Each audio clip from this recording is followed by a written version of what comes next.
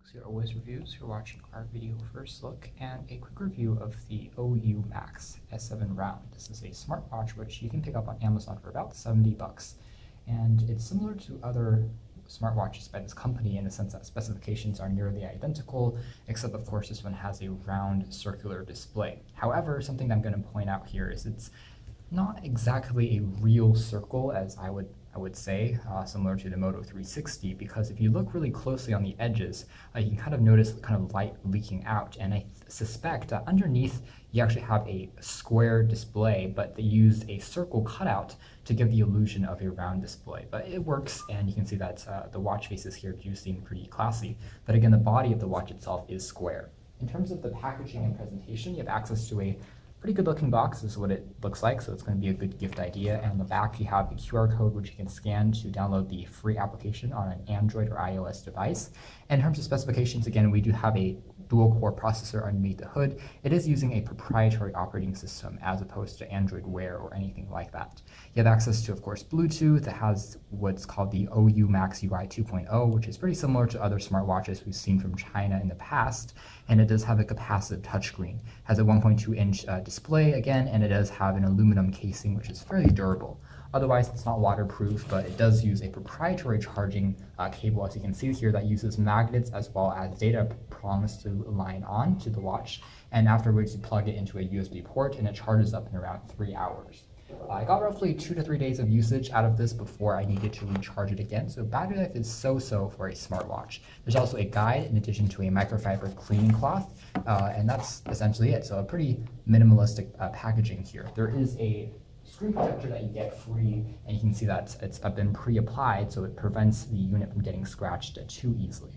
Otherwise, the watch band is made out of a synthetic leather material, and you can pick from a few other options in terms of build from the company's website as well. So if I take this off really quickly and show you guys some of the other elements in terms of the design as well as the UI in a second. Again, it has some stitching on the sides to give you a better representation of, if you're using an analog watch face. The side features a crown key, which also does as a power key when you hold it for a few seconds longer.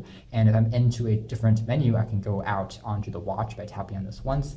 I can tap on it again to turn the watch completely off. Otherwise, there are a few gestures you can also use to have the screen on. The back features access to a mono speaker, which can be used to play back a few music and clips, as well as alarms. There's access to the aforementioned charging and data prongs, and there's actually no optical sensor on here, so this is not for heart rate or any biometrics. It's just for decoration purposes. So otherwise, the build quality here is actually pretty good. It has a polycarbonate casing as well as aluminum accents, so it feels sturdy and well made despite the relatively low price point. Otherwise, the watch band itself is comfortable, it's not too heavy, and I think that the size of the smartwatch is also manageable. One distinction I'm going to say right now with this and other generic Shenzhen-based smartwatches is that the S7 round does not have a SIM card slot or a micro SD card slot. So you can actually use it as a dedicated phone. You have to have it paired to a regular Android or iOS device at all times in order to use it as a notification secondary screen. So otherwise, we're going to take a quick look at some of the other options here. I can tap and hold on the main screen here to change the watch face. So for instance, this is one of the options you have. Here's another one I can tap on OK. It's pretty sensitive and responsive. Easy to figure out the overall feel and the mechanisms behind the watch for sure. I can tap again to change to another analog style watch, and you can see that there are a few options that you can populate and go through. There are no other digital watches or other options that you can download from online, unfortunately, so you are tied down to what you see right here. I can swipe to the left or to the right to access my main menu system, which you can customize in a few different ways. Right now I have it set up to have a 3-icon overlay, but you can also have it at a 4-icon overlay, which will display 4 programs at once. And it's pretty sensitive and lucid despite not running on Android. I can also swipe to the left to go back onto the watch face. I can also swipe up and down to access the same functions. Just taking a quick look at some of the core features on here, they're pretty basic as far as smartwatch features go.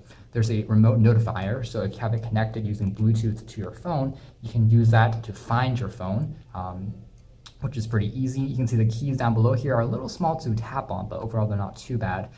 So here's Find Phone. There's also messaging, which you can use to take a quick look at your messages from your phone. The text on here is displayed decently. I will say that sometimes the text will break off from the sides, and since it's not a Android Wear device, it doesn't do the best job in terms of rendering text, so you have to do a bit of scrolling. To exit out of an app, I can also slide back. So for instance, if I want to exit out of this, I slide to the right and I exit out of that. So pretty easy to use as far as gestures are concerned. There's also Bluetooth music, which uses the watch as a controller interface for your songs stored on your phone. And there's also a call log, which is pretty self-explanatory.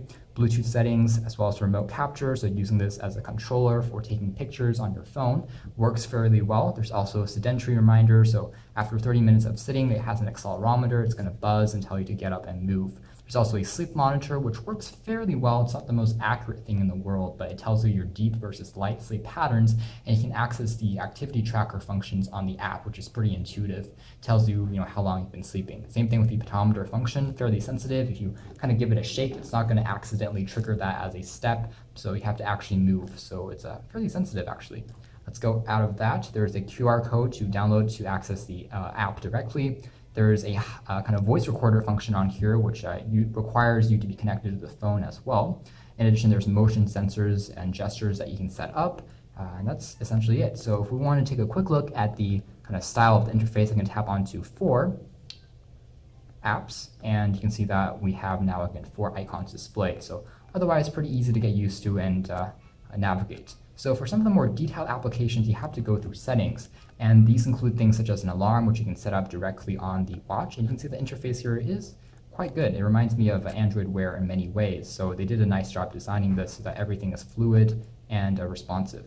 There's also the aforementioned sound recorder, a calculator on here, which you can see kind of what the dialer pad looks like if you were to place calls on this thing. It's pretty small, but sensitive enough. So anyways, guys, this has been a quick video first look at and a quick review of the OUMAX S7 round. All in all, I would say that it's a decent budget-oriented smartwatch. It does have this circular display, which is, I think, something of a nice detail. It's a nice touch over the kind of square displays. It's not as natural or ergonomic feeling, but with that being said, there are a few shortcomings on this. It's not, a real watch, so you can't put in a SIM card. In addition, there's not as many apps or programs as I would like to see. However, if you get a new text message or a new incoming call, they will be displayed on the watch, and you can answer, reject those calls as you would like.